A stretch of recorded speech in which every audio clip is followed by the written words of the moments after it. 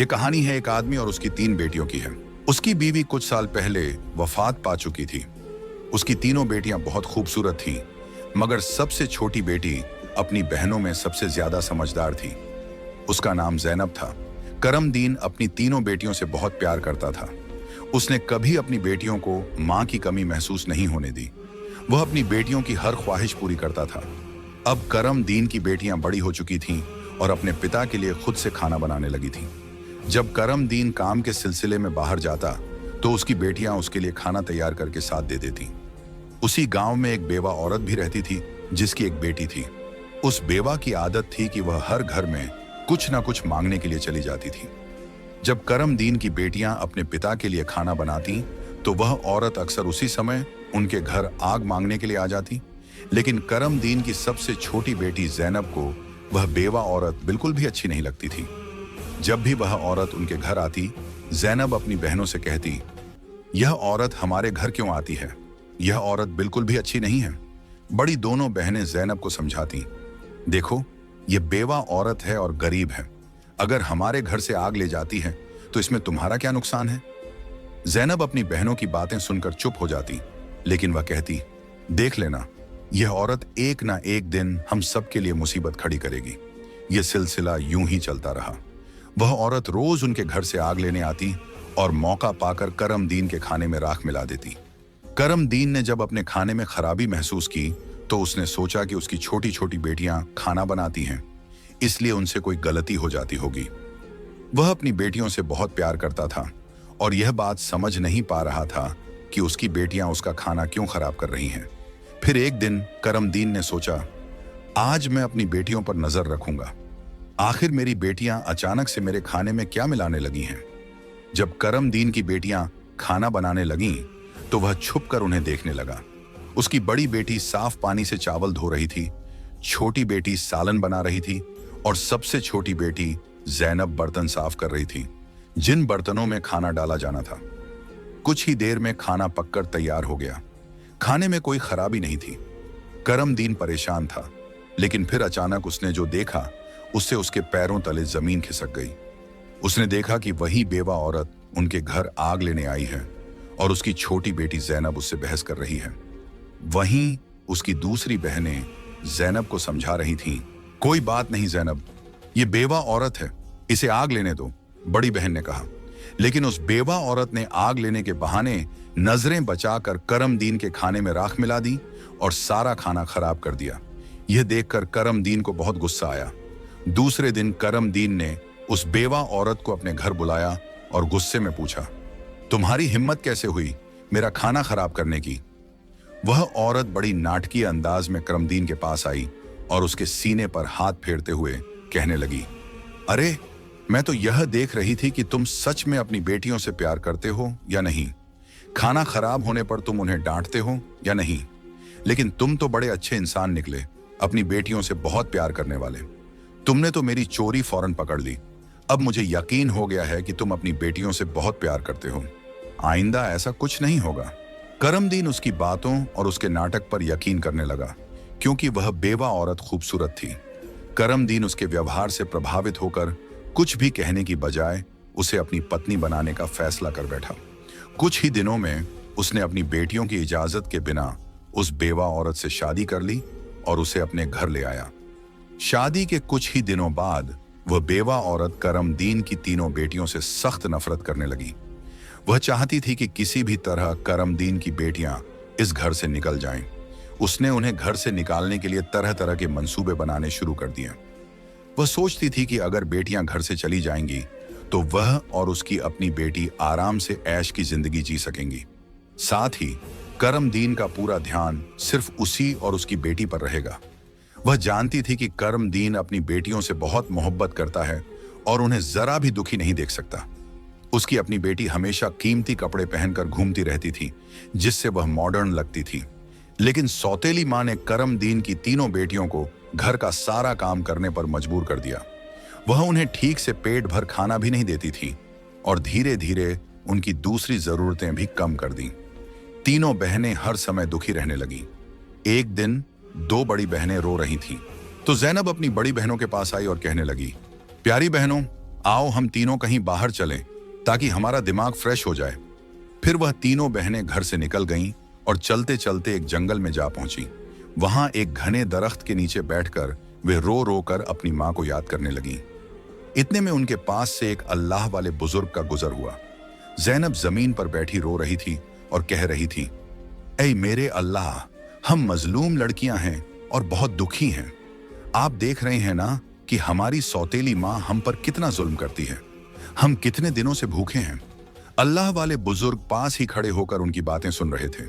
फिर वे जैनब से मुखातिब होकर बोले, बेटियों, तुम तीनों यहां इस दरख्त के नीचे रोज आती हो, तुम्हें क्या दुख है? तुम मुझे बता सकती हो? जैनब ने रोते हुए अल्लाह वाले बुजुर्ग को सारा वाकया सुना दिया। उनकी बात सुनकर बुजुर्ग को बहुत दुख हुआ। वे बोले, बेटी, यहां से थोड़ी दूरी पर मेरी झोंपड़ी है। मैं वहां रहता हूं और इबादत करता हूं। मेरी झोंपड़ी के बाहर एक अनार का दरख्त लगा है जिस पर पके हुए अनार लगे हुए हैं। तुम जाओ और उस दरख्त से जितने मर्जी अनार तोड़कर खा लो। यह सुनकर तीनों लड़कियां खुशी खुशी उस झोंपड़ी के पास पहुंची। उन्होंने देखा कि दरख्त पर बहुत ही खूबसूरत और रसीले अनार लगे हुए हैं। तीनों ने एक एक अनार तोड़ा और बैठकर मजे से खाने लगी। जब उनका पेट भर गया तो उन्होंने बुजुर्ग का शुक्रिया अदा किया और घर वापस आ गईं। इसके बाद जब उनकी सौतेली माँ उन्हें खाना नहीं देती तो वे रोज जंगल जाती और उन अनारों को खाकर अपना पेट भर लेती। धीरे धीरे उन्होंने अपनी माँ का दिया हुआ खाना बिल्कुल छोड़ दिया। अब उनकी सौतेली माँ सोचने लगी, मैं इन लड़कियों को खाने को कुछ नहीं देती, मैं इनसे इतना काम करवाती हूँ, उन्हें जलील करती हूँ, फिर भी इनके चेहरे पर एक अजीब सी चमक है। इनमें से कोई बीमार भी नहीं पड़ती, बल्कि इनकी खूबसूरती बढ़ती जा रही है। और मेरी बेटी, जिसे मैं इतना अच्छा खाना देती हूँ, वह उनके आगे बदसूरत लगती है। दूसरे दिन जब वह लड़कियां जंगल की तरफ गईं, तो सौतेली माँ ने अपनी बेटी को उनका पीछा करने के लिए भेज दिया। जब तीनों लड़कियां अनार तोड़कर खा रही थीं, तो जैनब ने अपनी सौतेली बहन को देख लिया। उसने बाकी बहनों से कहा, यह लड़की हमारा पीछा कर रही है, मैं इसे यहां से भगा देती हूं।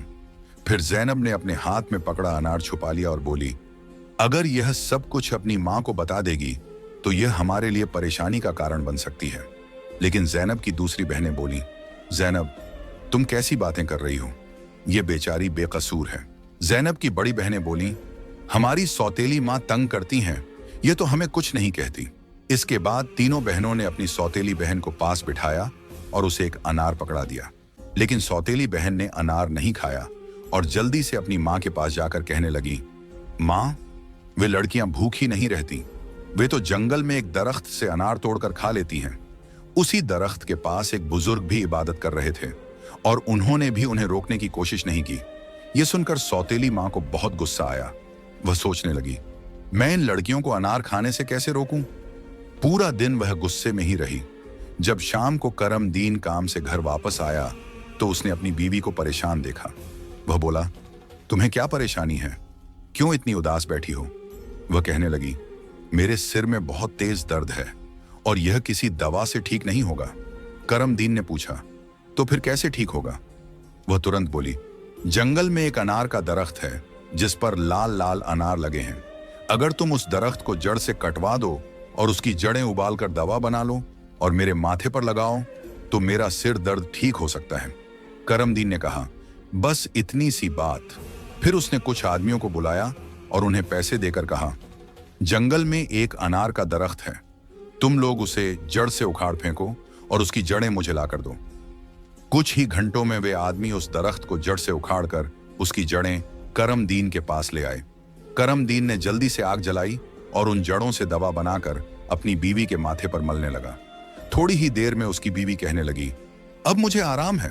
अगले दिन जब तीनों बहनें जंगल गईं, तो उन्होंने देखा कि अनार का दरख्त किसी ने जड़ से उखाड़ दिया है। यह देखकर वे बहुत परेशान हो गईं और सोचने लगी, अब हम क्या खाएंगे? तभी वे तीनों लड़कियां वहीं बैठकर रोने लगी।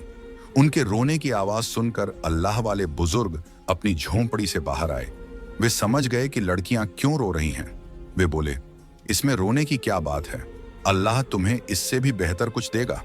फिर अल्लाह वाले बुजुर्ग ने अपनी उंगली से जमीन की तरफ इशारा किया और वहां पर एक छोटी सी नदी बन गई जिसमें पानी की जगह दूध बह रहा था। उन्होंने उन लड़कियों को एक मिट्टी का प्याला दिया और कहा, जहां से जितना मर्जी हो दूध पियो। लड़कियां बहुत खुश हुईं और मिट्टी के प्याले में दूध भरकर पीने लगीं। जब उनका पेट भर गया तो वे बुजुर्ग का शुक्रिया अदा करके घर वापस आ गईं।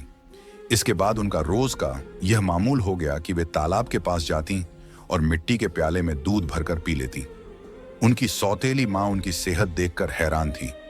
उसने अपनी बेटी को बुलाया और कहा, मैंने तो जंगल से अनार के दरख्त का नामो निशान मिटा दिया था, फिर भी इन लड़कियों की सेहत पर कोई असर नहीं पड़ा।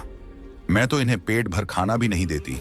आखिर ये ऐसा क्या खा रही हैं जिससे इनकी सेहत इतनी अच्छी हो रही है? उसने अपनी बेटी से कहा, इनका पीछा करो और पता लगाओ कि ये क्या खाती हैं। लड़की फिर से अपनी बहनों का पीछा करते हुए जंगल में गई। जब तीनों मिट्टी के प्याले से दूध पी रही थीं, तो जैनब ने पीछे मुड़कर देखा।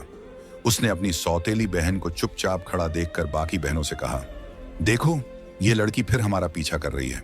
जैनब ने अपनी बहनों से कहा, तुम लोग जल्दी उठो और इसे यहां से भेजो, क्योंकि अगर इसने हमारे तालाब को देख लिया तो यह घर जाकर सब बता देगी और फिर घर में हंगामा खड़ा हो जाएगा। लेकिन जैनब की बड़ी बहनों ने उसे डांटते हुए कहा, तुम्हारा आखिर मसला क्या है? माना कि हमारी सौतेली माँ हम पर जुल्म करती है, लेकिन इसमें इस बेचारी का क्या कसूर? जैनब यह सुनकर चुप हो गई। इसके बाद तीनों ने अपनी सौतेली बहन को नदी के पास बिठाया और मिट्टी के प्याले में दूध भरकर उसे दिया। उस लड़की ने दूध पिया और जल्दी से अपनी माँ के पास पहुंचकर तालाब और दूध वाली पूरी बात बता दी। सौतेली माँ को यह सुनकर बहुत गुस्सा आया। उसने अपने गांव के कुछ आदमियों को बुलाया और कहा, तुम जितने पैसे चाहो मैं तुम्हें दूंगी, लेकिन तुम्हें जंगल में जाना होगा। वहां एक बुजुर्ग की झोंपड़ी और तालाब है। तुमने वो झोंपड़ी खत्म कर देनी है और तालाब में मिट्टी डाल देनी है। बदले में तुम्हें बहुत पैसा मिलेगा। कुछ ही देर में वे आदमी उसकी मर्जी के मुताबिक सब कुछ करके लौट आए। वह औरत अब बहुत खुश थी। अगले दिन जब तीनों बहनें जंगल में गईं, तो उन्होंने देखा कि वहां न तो तालाब है और न ही बुजुर्ग की झोंपड़ी। यह देखकर उन्हें पहाड़ जैसा दुख हुआ। वे वहीं बैठकर रोने लगीं और भूखी प्यासी अपने घर लौट आईं। उनकी सौतेली माँ यह देखकर बहुत सुकून महसूस कर रही थी। एक दिन वह फिर बीमारी का बहाना बनाकर लेट गई।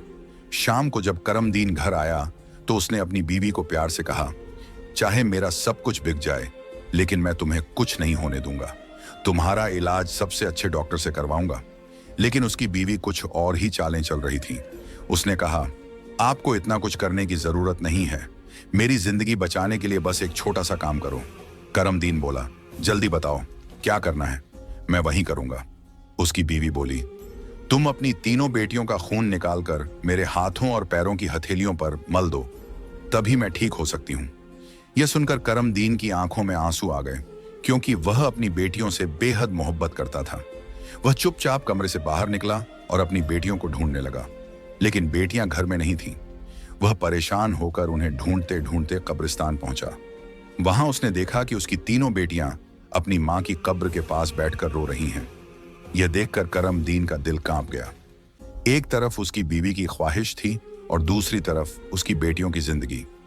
करमदीन को समझ नहीं आ रहा था कि वह क्या करे। उसने सोचा कि उसकी बीवी उसकी बेटियों से कभी खुश नहीं होगी और उसकी बेटियां अपनी सौतेली मां के साथ खुश नहीं हैं। इसलिए उसने फैसला किया कि बेटियों को कहीं दूर ले जाएगा।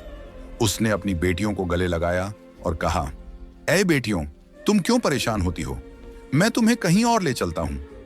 वह अपनी बेटियों को एक घने जंगल में ले गया। वहां उसने मिट्टी का चूल्हा बनाया और बेटियों को खाना बनाकर खिलाया।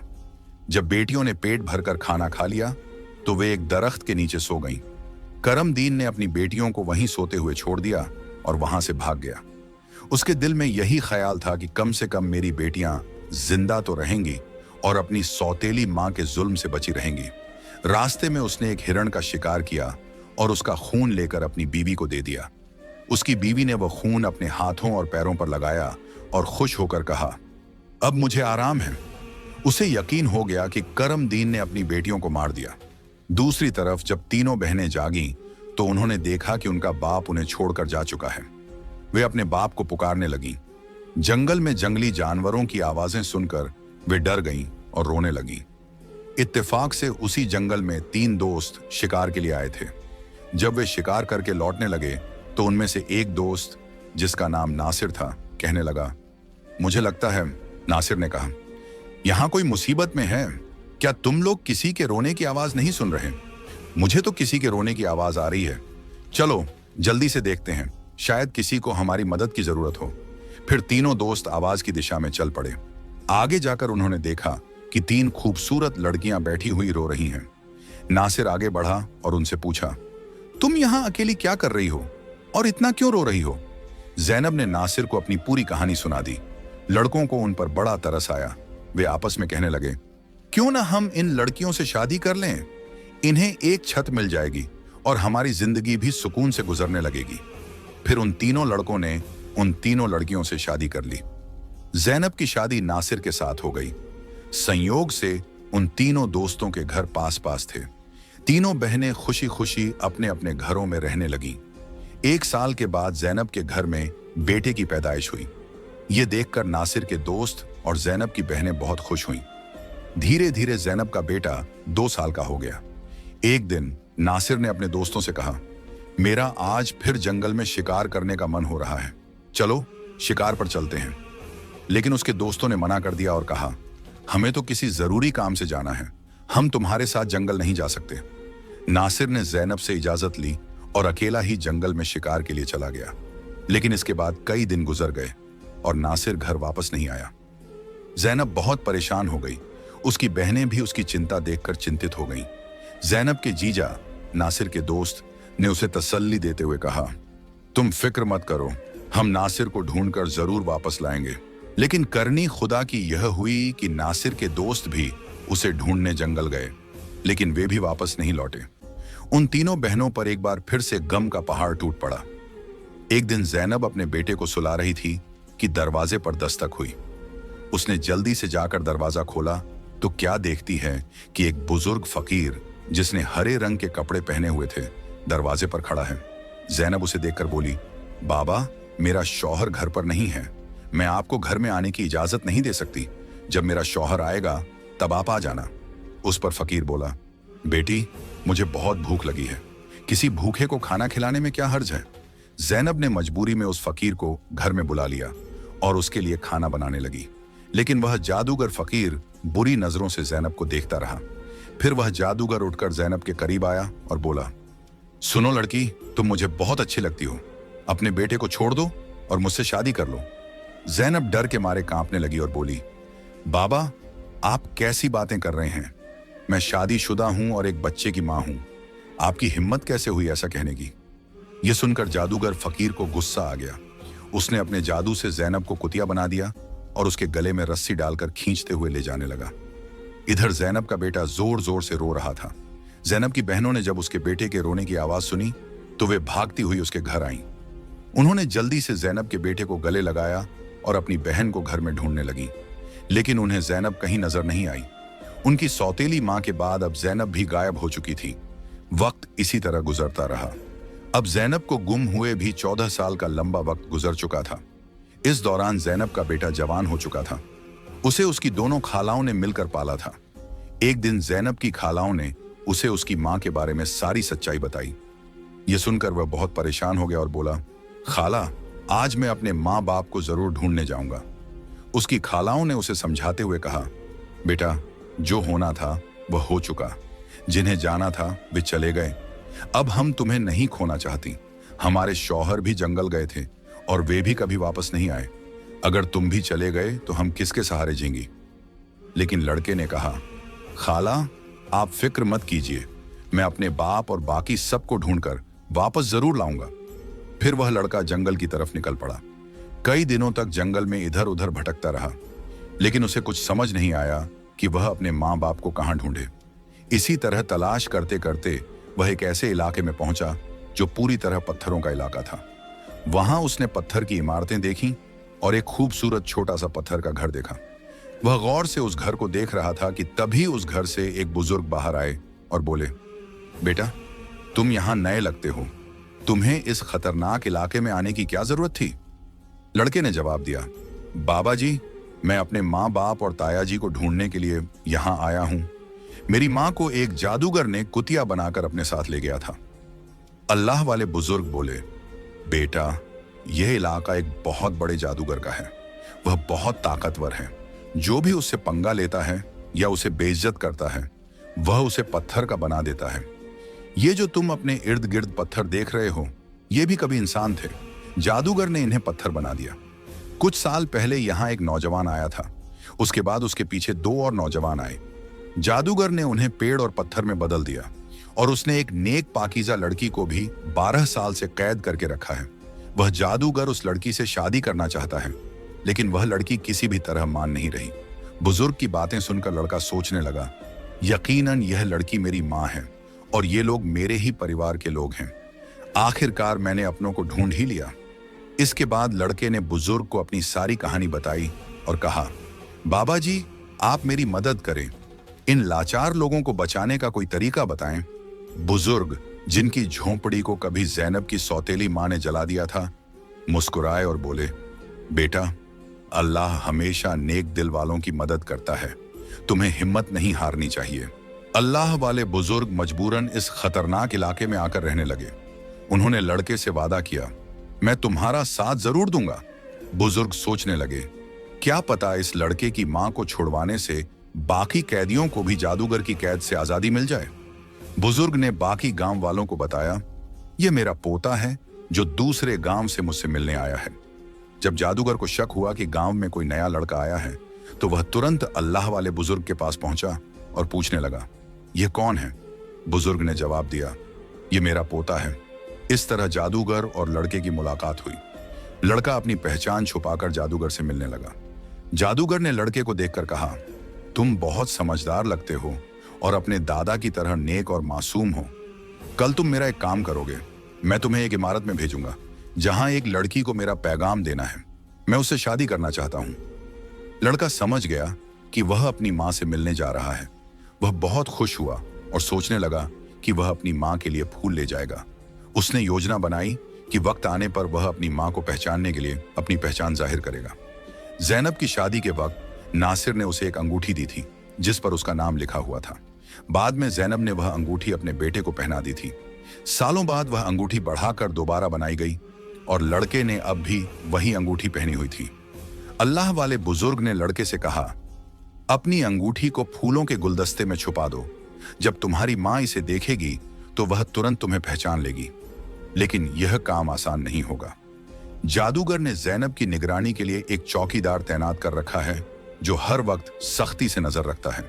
जादूगर अल्लाह वाले बुजुर्ग की बहुत इज्जत करता था और उनके पोते को नेक समझता था।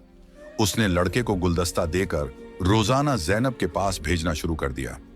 लड़के की कम उम्र, महज 14 साल की वजह से जादूगर को उस पर कोई शक नहीं हुआ। ज़ैनब को एक कमरे में कैद करके रखा गया था जहां किसी मर्द को जाने की इजाजत नहीं थी। लड़का रोजाना गुलदस्ता लेकर ज़ैनब के पास जाता और वहां जादूगर की एक दासी हमेशा ज़ैनब के साथ रहती। एक दिन किस्मत ने लड़के का साथ दिया। ऐसा मौका मिला जब कमरे में ज़ैनब के सिवा कोई नहीं था। लड़के ने जल्दी से अपनी उंगली से अंगूठी उतारी और फूलों के गुलदस्ते में छुपाकर ज़ैनब के कदमों में रख दिया।